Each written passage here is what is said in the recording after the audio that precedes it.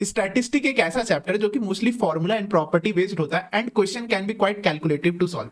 इसी चैप्टर में एक स्पेशल टाइप का क्वेश्चन बनता है जिसका अगर हम लोग को स्पेशल फॉर्मूला है तो हम लोग काफी इजीली क्वेश्चन को सॉल्व कर सकते हैं। तो वो स्पेशल टॉपिक है वेरिएंस निकालना when the given N observation are in AP. N observation ये डेटा या डेटा आपको गिवन रहेगा, अगर वो एपी में है तो हम लोग वेरिएंस या स्टैंडर्ड डेविएशन इजीली निकाल सकते हैं।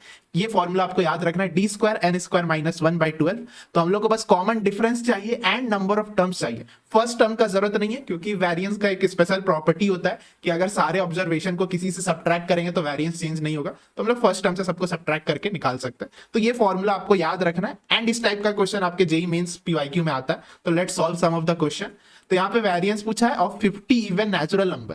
तो हम लोग को बस क्या चाहिए, डी चाहिए। तो कॉमन डिफरेंस कितना होगा, नेचुरल नंबर है बट इवन नेचुरल नंबर है तो common difference is 2, number of terms is 50।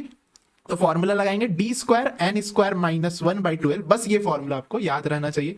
2 का स्क्वायर 4, 50 स्क्वायर माइनस 1 हम लोग ऐसे नहीं कैलकुलेट करेंगे, we will write 50 minus 1। Formula use करेंगे A square minus B square का। इससे फायदा क्या होगा कि अब हम लोग ये कैंसिल कर सकते हैं, ये 3 हो गया, ये नथिंग बट 51 है। 51 इज डिविजिबल बाय 3, ये आपका 3 1 बार में एंड 21 17 बार में। तो हम लोग को बस करना है आपका 49 टाइम्स 17।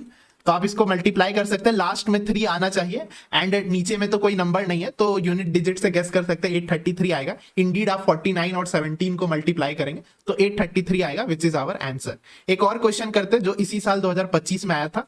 तो वेरिएंस ऑफ दिस नंबर निकालना है। तो हम लोग ऑब्जर्व कर सकते हैं क्या ये सारा एपी में, हाँ यहाँ पे आपको कॉमन डिफरेंस ये 13 का दिख रहा होगा, हाँ अगेन 13 का है। तो डी हमारा 13 है और हम लोग को क्या चाहिए, नंबर ऑफ टर्म्स। यहाँ पे नंबर ऑफ टर्म्स नहीं दिया बट हम लोग निकाल सकते हैं एपी का फॉर्मूला से, A N is equal to A plus N minus 1 into D. तो 320 माइनस 8 आपका 312 होगा। 13 से डिवाइड कर देते हैं तो ये मस्ट बी डिविजिबल बाई 13 होना चाहिए।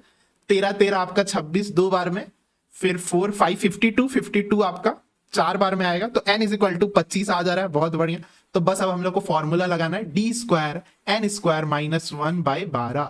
तो 13 का स्क्वायर 169, एन स्क्वायर इज 25, तो 25 प्लस 1 लिखेंगे एंड 25 माइनस 1 24। यहाँ पे ये 12 अच्छा नंबर है, ये 2 बार में कट गया। तो हम लोग को बस ये लास्ट कैलकुलेशन करना है 169 इंटू 52। तो ये अगर आप कैलकुलेट करेंगे तो आपका 8788 आएगा। तो ये इंटीजर टाइप का क्वेश्चन था, ये आपका आंसर आ जाएगा क्वाइट इजीली। अगर आप नॉर्मल फॉर्मूला यूज करने जाएंगे तो काफी कैलकुलेशन करना पड़ेगा, ये डायरेक्ट फॉर्मूला के साथ question can be quite easy. तो I hope you got the concept. Simple सा एक फॉर्मूला याद रखना एंड कैलकुलेट करना है। सो ये क्वेश्चन को सॉल्व करिए and drop your answers in the comments.